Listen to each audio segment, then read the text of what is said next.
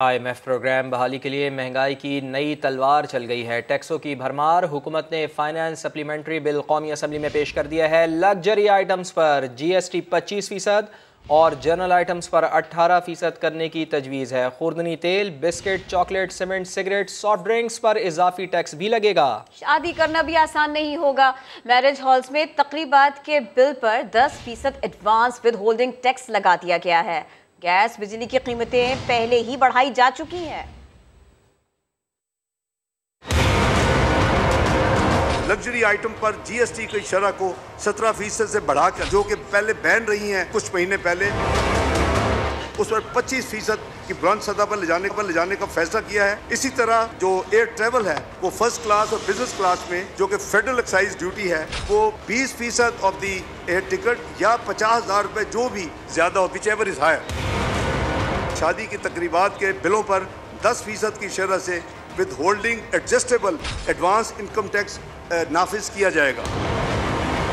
Number 3, जनाब speaker, world health organisation की चंद ऐसी एशिया की कीमतें बढ़ाने की सिफारिश उन्होंने की है जो इंसानी सेहत के लिए मुज़र हैं। इसलिए सिगरेट, एरेटेड और शुगरी जो ड्रिंक्स हैं, इनके ऊपर फेडरल एक्साइज ड्यूटी की शरह में इजाफा तजवीज़ किया जा रहा है। नंबर 4, सीमेंट पर जो फेडरल एक्साइज ड्यूटी 1.5 रुपये फी किलोग्राम थी, उसको बढ़ाकर 2 रुपये फी किलोग्राम करने की तजवीज़ है। नंबर 5, GST की शरह को 17% से बढ़ाकर 18% किया जा रहा है। मिनी बजट आने के बाद क्या महंगा होगा, क्या सस्ता होगा, तफसील बताएंगे साथी एंकर शाहजेब अहमद। कोशिश करेंगे इसी बारे में आपको बता सकें। महंगाई की तलवार चल गई है, क्या क्या कुछ महंगा होने जा रहा है, पहले क्या कीमतें थी, हम कोशिश करेंगे कि हम इसका एक जायज़ा आपको दिखा सकें। तो हम ये बता रहे हैं आपको कि जब से ये मिनी बजट आया है तो इसमें सिगरेट, कोल्ड ड्रिंक्स, शुगर और फ्रूट जूसेस, फ़ज़ाई टिकट, कैपिटल मार्केट में शेयर्स की ख़रीदो फरोख्त, इस सब पर भी टैक्सेस आयद किए गए हैं। सिगरेट के पैकेट की कम से कम कीमत है जी 45, इससे बढ़कर ये 60 रुपये हो गई है। और इसके अलावा फ्लड लेवी और नॉन फाइलर्स पर टैक्स बढ़ाया जाए, ये तजवीज़ भी थी जो कि वापस ली गई है। किस चीज़ पर कितना टैक्स लगाया जाएगा, बढ़ाया जाएगा, ये सब कुछ बताएंगे समा के नुमाइंदा खुसूसी शकील अहमद। जी शकील। देखिए, फाइनेंस सप्लीमेंट्री बिल 2023 में कुछ अहम नुकात शामिल हैं। जैसे सिगरेट्स पर टैक्सों में इजाफा किया गया है, उसकी वजह से सिगरेट के पैकेट की कम से कम कीमत में भी 15 रुपये इजाफा कर दिया गया है। सिगरेट के पैकेट की कीमत 45 रुपये से बढ़ाकर 60 रुपये मुकर्रर कर दी गई है कम से कम। इसके अलावा जो कोल्ड ड्रिंक्स हैं उनके ऊपर टैक्सों में 7% तक इजाफा किया गया है। Federal excise duty cold drinks के ऊपर 13% से बढ़ाकर 20% कर दी गई है। लेकिन जो एनर्जी ड्रिंक्स हैं और जो मिनरल वाटर है उसके ऊपर टैक्स में इजाफा नहीं किया गया। अलबत्ता जो जूसेस हैं उनके ऊपर पहली बार 10% टैक्स आयद किया गया है फेडरल एक्साइज ड्यूटी की मद में। इसके अलावा जो फ़ज़ाई टिकट हैं उस पर पहले 50,000 रुपये फ़ी टिकट टैक्स था, लेकिन अब एक नई शिक शामिल की गई है। उसके तहत 50,000 रुपये या उस टिकट की मालियत का कम से कम 20%, इन दोनों में से जो ज़्यादा अमाउंट होगी वो टैक्स वसूल किया जाएगा। तो टिकट जो है फ़ज़ाई टिकट भी महंगा हो जाएगा। और साथ कैपिटल मार्केट में शेयर की खरीदो फरोख्त पर टैक्स आयद किया गया है। ये उस शख्स पर टैक्स लगाया जाएगा जो वो शेयर बेचेगा जो लिस्टेड कंपनी नहीं होगी। इसके अलावा रियल एस्टेट और प्रॉपर्टी सेक्टर में टैक्स में कोई इजाफा नहीं किया गया। साथ साथ फ्लड लेवी का जो मामला था, जो तजवीज़ थी, उसको भी ड्रॉप किया गया है। और जो इसके अलावा जो नॉन फाइलर्स हैं उनके ऊपर टैक्स लगाने की तजवीज़ थी, वो तजवीज़ भी वापस ले ली गई है। बहुत शुक्रिया आपका शकील अहमद, आप हमें आगाह कर रहे थे। तो मिनी बजट में क्या फ़ैसले हुए हैं इससे मुताल्लिक़ हम आपको आगाह रखेंगे। लेकिन अभी एक अच्छी खबर आ रही है PSL टूर्नामेंट से, जहां पहले मैच में शिकस्त के बाद मुल्तान सुल्तान्स का शानदार कमबैक। मुल्तान सुल्तान्स ने कोयटा ग्लैडिएटर्स को 9 विकेटों से शिकस्त दे दी है। मुल्तान सुल्तान्स के रॉयली रोसो ने शानदार निस्फ सेंचुरी बनाई। सुल्तान्स के एहसानुल्लाह ने महज 12 रन देकर 5 शिकार किए हैं। शानदार बॉलिंग की कोयटा ग्लैडिएटर्स पहले बैटिंग करते हुए सिर्फ 110 रन पर ही आउट हो गई। तो 110 रन का टारगेट दिया था कोयटा ग्लैडिएटर्स ने मुल्तान सुल्तान्स को, जो मुल्तान सुल्तान्स ने शानदार तरीके से इसको अचीव किया। 9 विकेटों से शिकस्त दी है। 1 विकेट के नुकसान पर ही मुल्तान सुल्तान्स ने ये टारगेट पूरा किया। मुल्तान सुल्तान्स के रॉयली रोसो ने इस मैच में शानदार ने सेंचुरी बनाई। हम हम फिर से मईशत की बात करते हैं क्योंकि मईशत के इम्तिहान अभी और भी हैं। वज़ीर ख़जाना इसहाक डार ने इसीलिए तो फिर एक बार तमाम सियासी जमातों को निसाक़ मईशत की पेशकश कर दी। कहा मुस्लिम लीग के दौर में मुल्क दुनिया की 24वीं मईशत बन चुका था। सिलेक्टेड हुकूमत ने मईशत को बर्बाद करके रख दिया। तहरीक इंसाफ ने IMF मुआहदे से इन्हिराफ किया। हमने सियासी नुकसान की परवाह किए बगैर मालियाती इदारे से किए गए मुआहदे को बहाल कराया। मुतालबा किया कि मुआशी तनज़्ज़ुली की वजूहात जानने के लिए कमीशन तश्कील दिया जाए।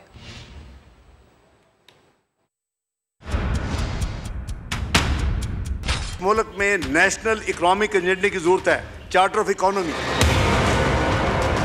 सबको दावत देता हूँ, आए हम सब मिलकर बैठे मुल्क के मुआशी मुस्तकबिल के बारे में एक कौमी सोच अपनाएं। हमने 2018 तक मईशत को मजबूत मुआशी बुनियादों पर खड़ा किया था। हमारे पेशराओं ने इसे बर्बाद कर रख दिया।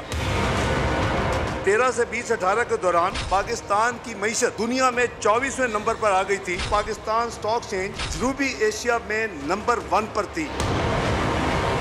शरह नमू 6% से तजावज कर चुकी थी। अफराद ज़र की शरह 5% थी। गैर सियासी तब्दीली इस मुल्क में लाई गई। एक सिलेक्टेड हुकूमत वजूद में आई।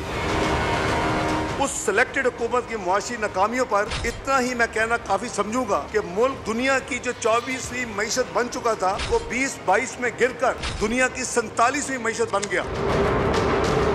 मुआशी तनज़्ज़ुली की वजूहात जानने के लिए एक कौमी कमीशन तश्कील दिया जाए जो इस तय तक पहुँचे कि मुल्क की मुफाद के खिलाफ ये साजिश कैसे और किसने की। सितम ज़रीफ़ी ये है, इमरान खान हुकूमत ने अपने ही किए हुए मुआहदे से इनहराफ किया।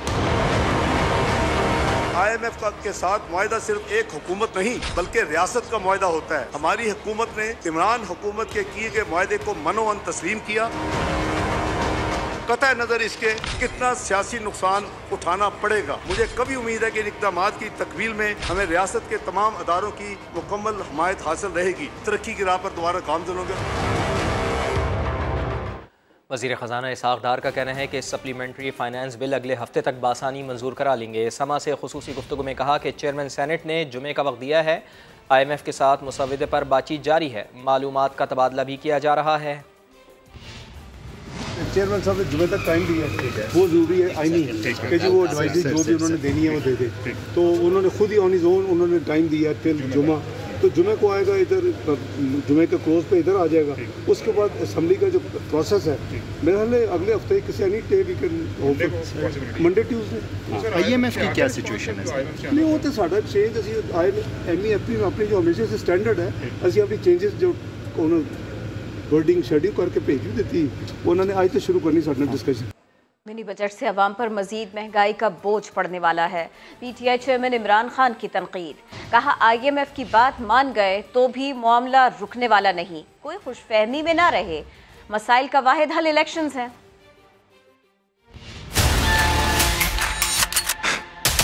आज ये जो मिनी बजट है ये जरा पूरी कहानी देखें कि 10-11 महीने में पाकिस्तान किधर से किधर पहुंच गया। इससे होगा क्या? एक, महंगाई बढ़ेगी। महंगाई आ गई 50 साल में पाकिस्तान की तारीख की सबसे ज्यादा महंगाई।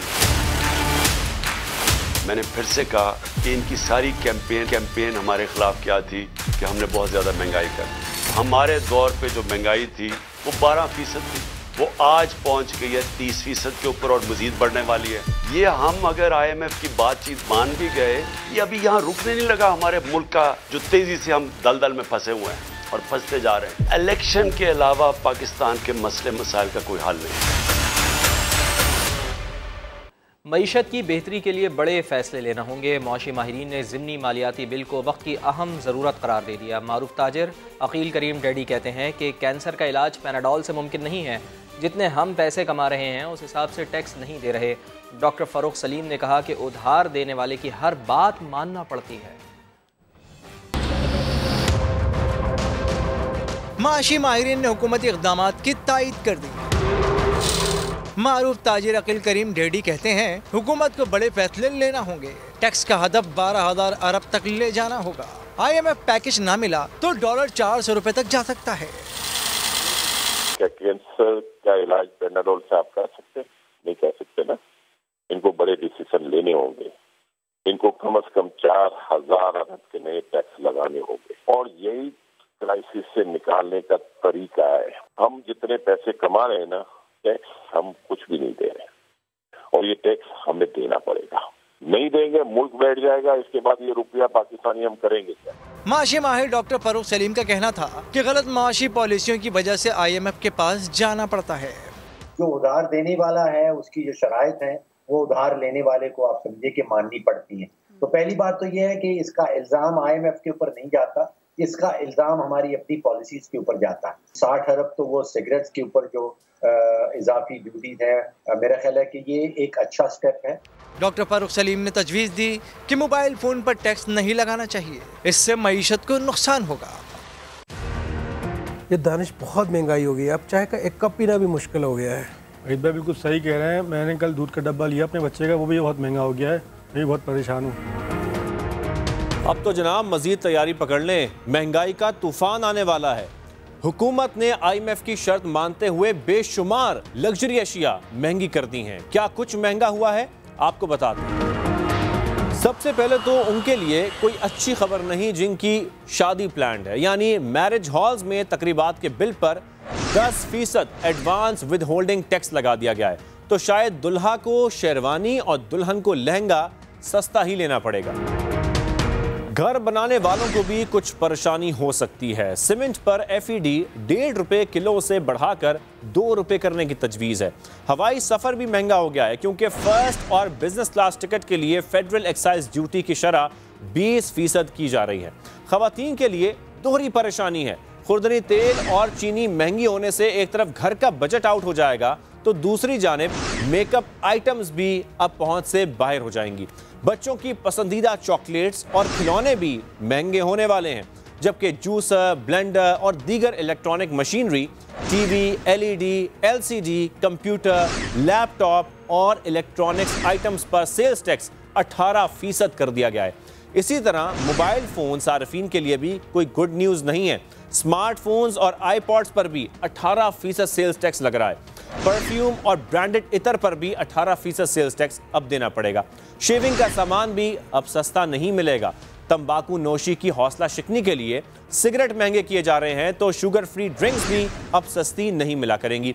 लेकिन हुकूमत का ये दावा है कि रोज़मर्रा की चीज़ें महंगी नहीं होंगी, यानी गंदम, चावल, दूध, दालें, सब्जी, अंडे, मुर्गी, गोश्त पर कोई इजाफी टैक्स नहीं देना पड़ेगा। प्रॉपर्टी, रियल एस्टेट के कारोबार या जायदाद की खरीदो फरोख्त पर भी टैक्स नहीं बढ़ाया गया। BISP से मुस्तफीद अफराद के वज़ाइफ बढ़ाए जा रहे हैं। कम आमदनी वाले तबकात को रिलीफ देने के लिए पैकेज भी तैयारी के आखिरी मराहिल में है।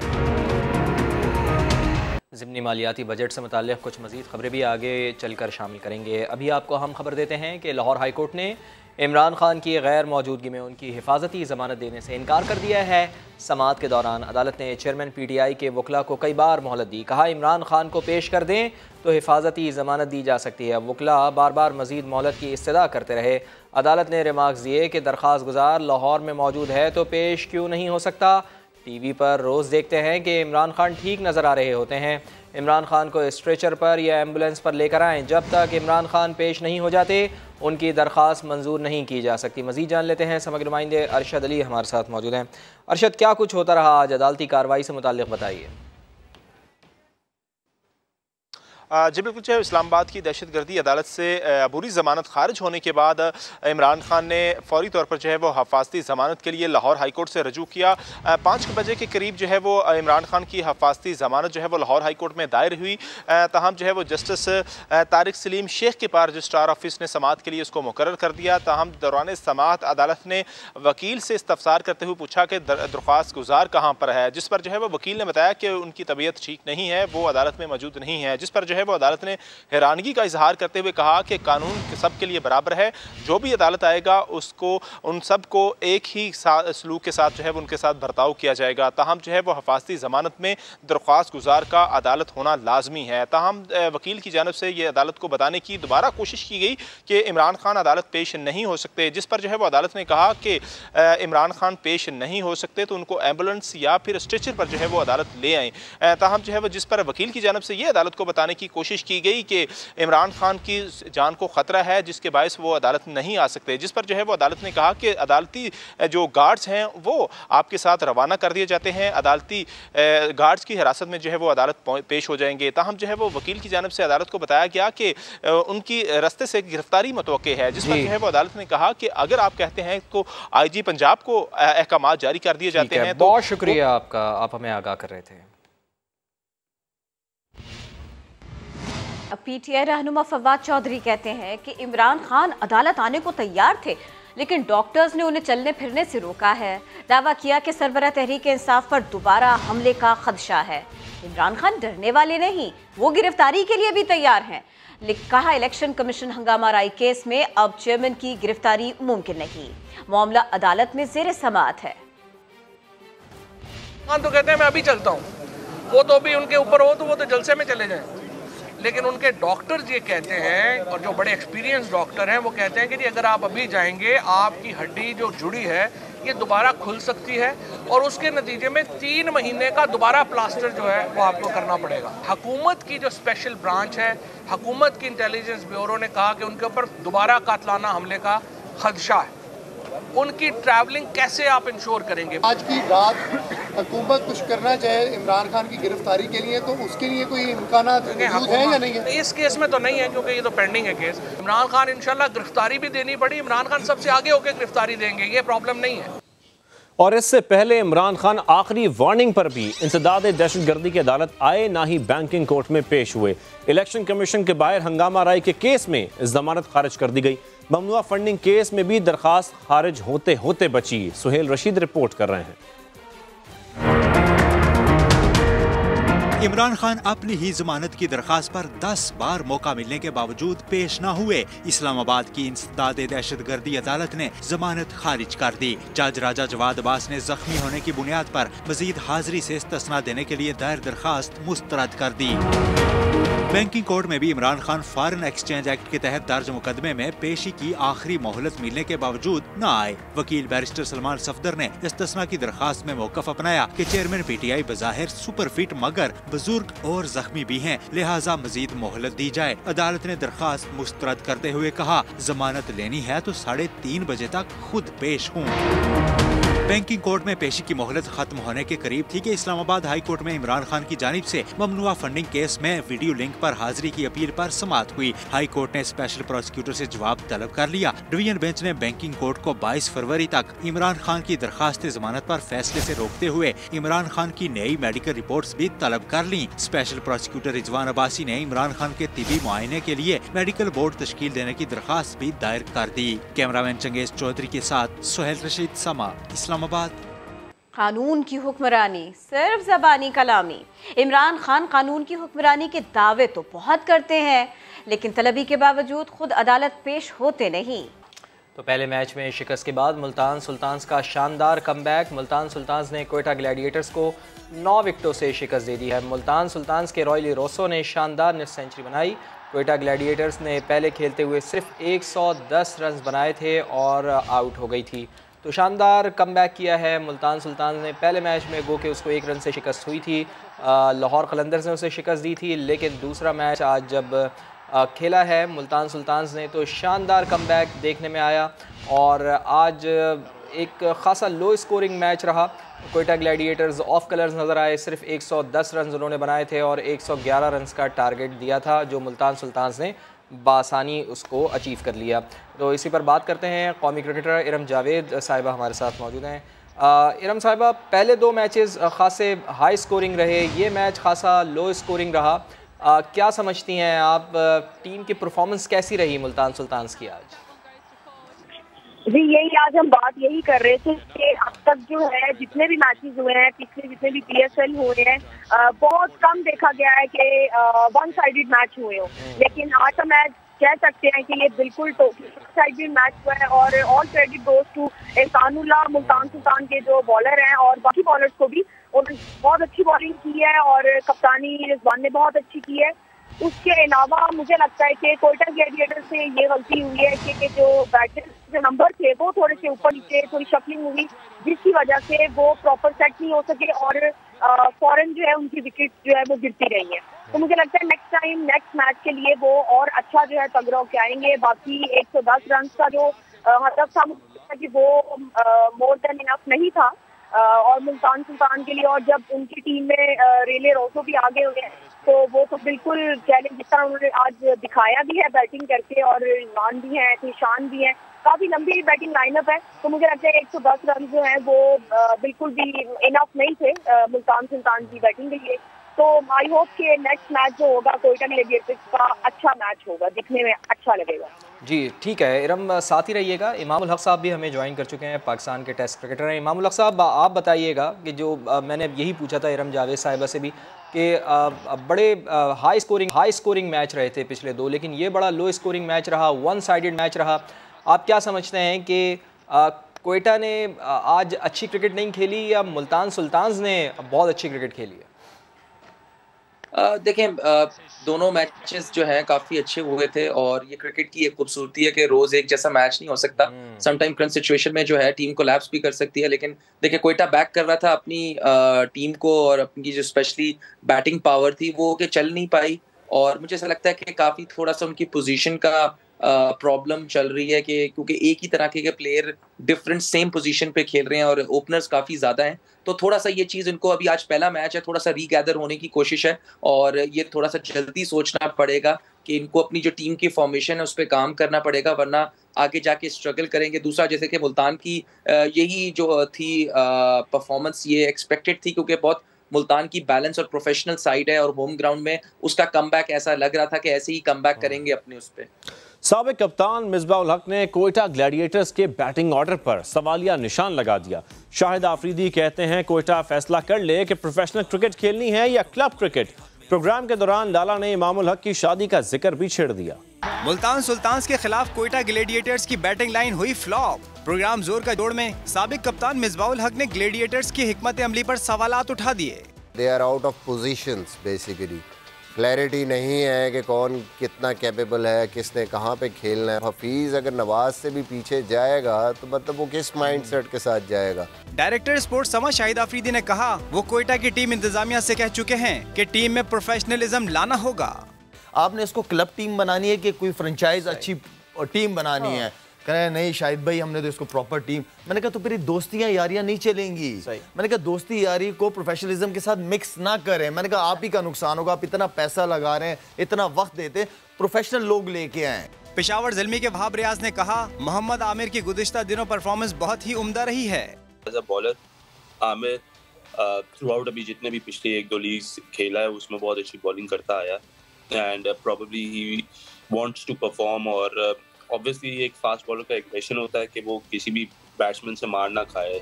गुफ्तगू के दौरान शाहिद आफरीदी ने इमामुल हक की शादी का जिक्र भी छेड़ दिया। किसी भाई को जिम्मेदारियां देनी थी कि इमाम को जो है ना वो जरा थोड़ी सी उसकी बुकिंग होनी चाहिए। लग रहा है कि इस सीजन में ना आपकी शादी लाला करवा के ही छोड़ेंगे ऑफिशियली। हो जाएगा, मुझे लग रहा है कोई ना कोई मुझे लग रहा है सीजन के बीच में ही ना करवा दे। हो सकता है वैसे। बूम बूम का कहना था वहाब रियाज का बड़ा मसला फील्डिंग नहीं बल्कि नो बॉल्स हैं। आगे बढ़े। पंजाब और खैबर पख्तूनख्वा में सूबाई असम्बलियों के इंतखाबात की तारीख देने का मामला, इसकी तफसील आपको बताएं। इलेक्शन कमीशन ने आला अदलिया से रुजू करने का फैसला कर लिया है।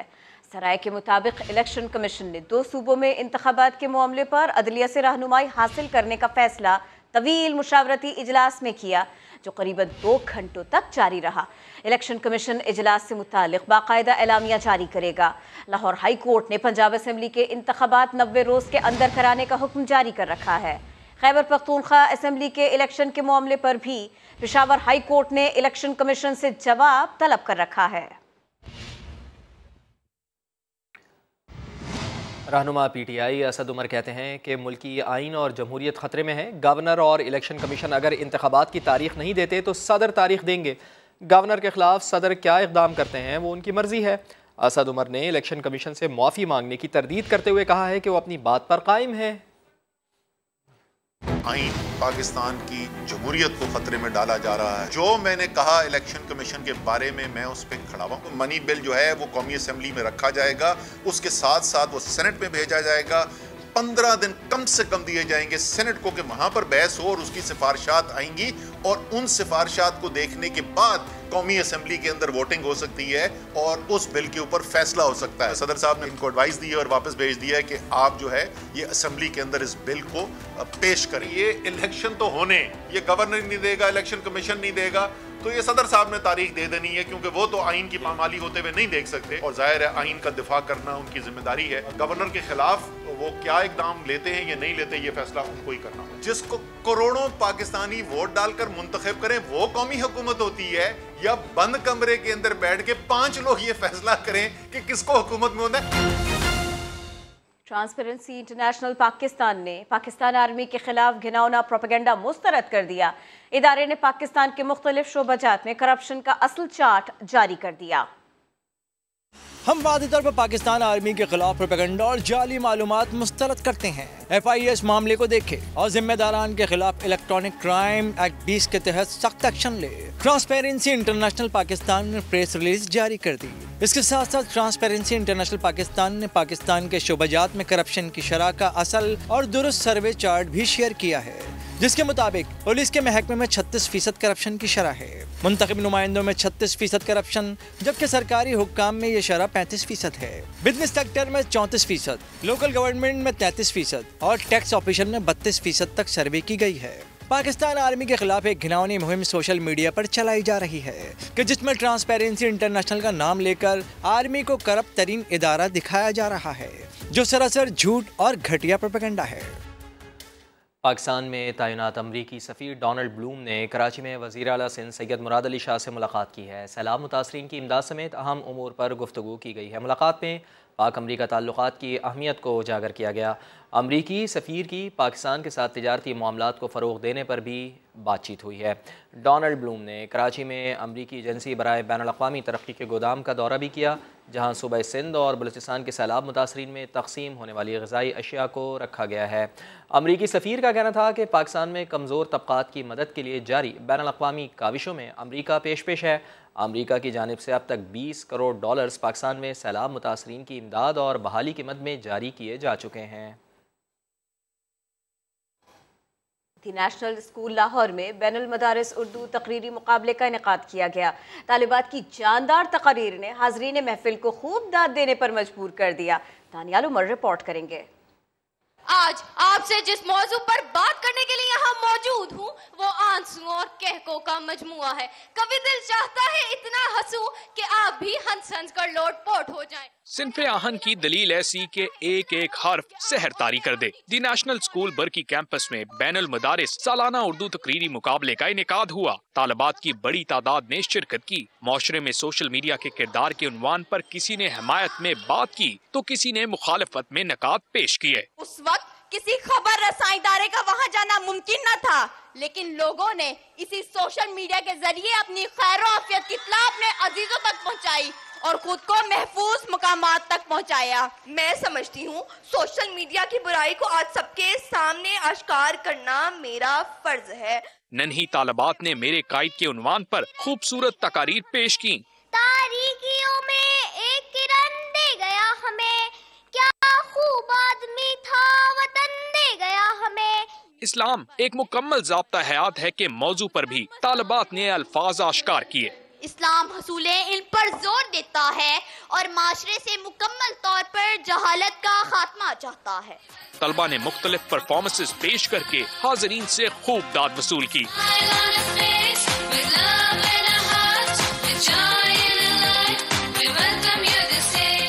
दी नेशनल स्कूल के प्रिंसिपल कर्नल रिटायर्ड मसूदुल हक का कहना है कि ऐसे तकरीरी मुकाबले तलबा में माशरे से मुतालिक सोचो अफकार पैदा करने का बेहतरीन जरिया है। जो हमारा मकसद है वो इनकी अंदरूनी मेंटल फैकल्टीज को डेवलप करना, स्टेज पे बोलने की तरगीब देना इनको, और इनके अंदर जो है ना दूसरों का मुआजना करने की सलाहियत पैदा करना, ये भी एक तालीम का हिस्सा है। उम्दा तकारीर पेश करने वाली तालिबात को तकरीब की मेहमान खुसूसी मिसेस किरण अलीम खान ने ट्रॉफी से नवाजा। कैमरामैन अजहर इकबाल के साथ दानियाल उमर, समा, लाहौर।